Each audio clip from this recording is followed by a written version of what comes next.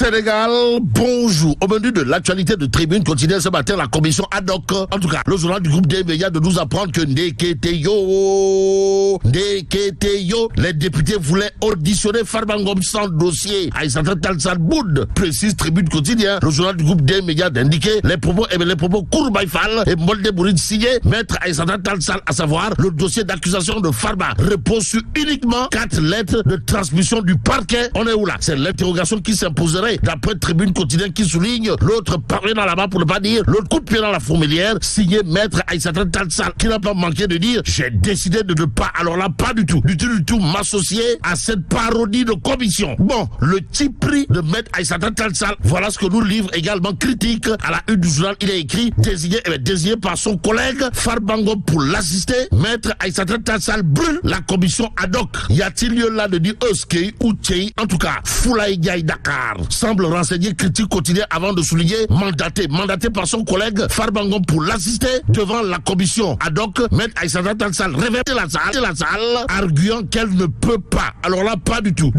défendre son camarade en ignorant les faits, objet de la levée de son immunité parlementaire. Bon, 100 mètres de gants, la présidente du groupe parlementaire Takou Walou, maître Aïssata Tall Sall en l'occurrence, de parler d'une parodie de commission ad hoc, informe bien entendu critique quotidien ce matin, il conviendrait de souligner un autre fait, d'après le journal, à savoir une assemblée nationale à la remorque du gouvernement, selon maître Aïssata Tall Sall. D'où l'intérêt pour nous de prendre l'informateur quotidien, le journal, d'afficher immunité parlementaire du député Farba Ngom levé sans dossier d'accusation. Inédit à l'Assemblée nationale qui intéresse également le public. À la une du journal, il est question d'une interrogation. Kouroubaï Fall et Molde Bouride, à savoir affaire Farba Ngom, un accusé exempt de reproches. Bon, Aïssata Tall Sall a indiqué d'avoir reçu que des lettres de transmission des différentes autorités judiciaires, informe bien entendu le public quotidien, d'où l'interrogation du journal, à savoir affaire Farba Ngom, un accusé en réalité des réalités exempt de reproches. À la question de savoir de quoi il est exactement reproché à l'honorable député Mouamadou Ngom dit Farba, retenons en tout cas l'autre crachat signé maître Aïssata Tall Sall, qui d'après le public quotidien n'a pas manqué de dire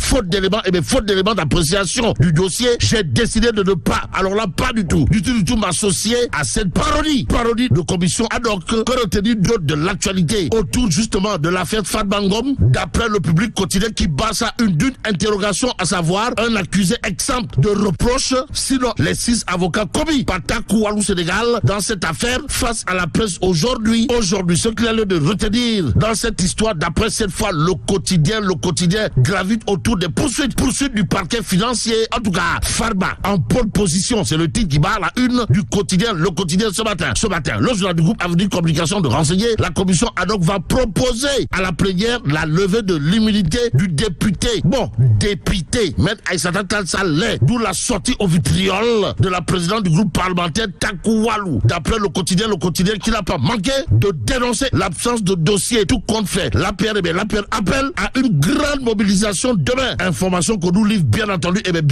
le quotidien ce matin, Tribune quotidien, de nous amener à la division spéciale de cybersécurité. Pourquoi faire? Pour nous apprendre que Abdou Diallo et Oumar Sow Boy Yembel, placés en garde à vue, tandis que Ardo Nying est libre. Précise bien entendu Tribune quotidien ce matin. Le journal du groupe des médias de s'intéresser également à la radiation de Barthélémy Diaz et la perte de son mandat de maire de la capitale, et l'information capitale à ce sujet, d'après Tribune quotidien, semble claire, c'est-à-dire cousu de fil blanc, voire transparent. Comprenez, Taou Sénégal du département de Dakar parle bien entendu le complot politico-judiciaire et brûle Ousmane Sonko. En d'autres termes, la radiation de Barthélémy Diaz et la perte de son mandat de maire, d'après Taou Sénégal de Dakar, dans Tribune quotidien ce matin, c'est Ousmane Sonko.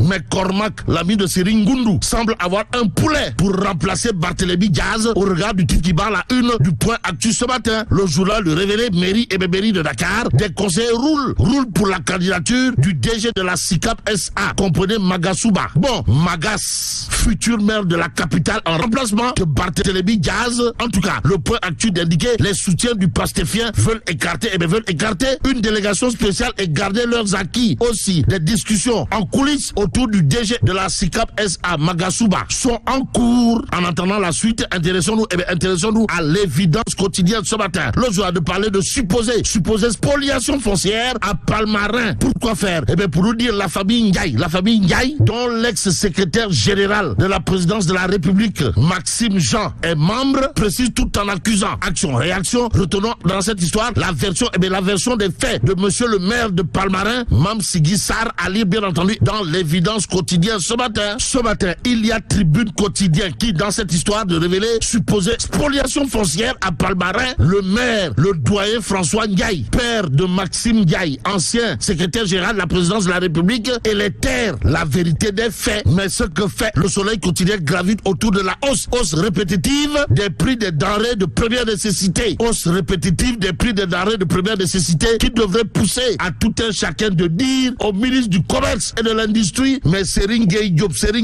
toi aussi. Bon, le Soleil continue pour l'instant de révéler une volatilité qui déroute totalement, pour ne pas dire complètement, et voire carrément les ménages ne ménageaient aucun effort pour informer juste et vrai. Voilà ce que fait Walf Quotidien ce matin pour terminer le journal de s'intéresser aux difficultés financières de l'État. Et en l'État, Walf continue de nous apprendre la vente de l'avion présidentiel agité. Et là, mais là, Allah. Bon, que Dieu préserve le Sénégal.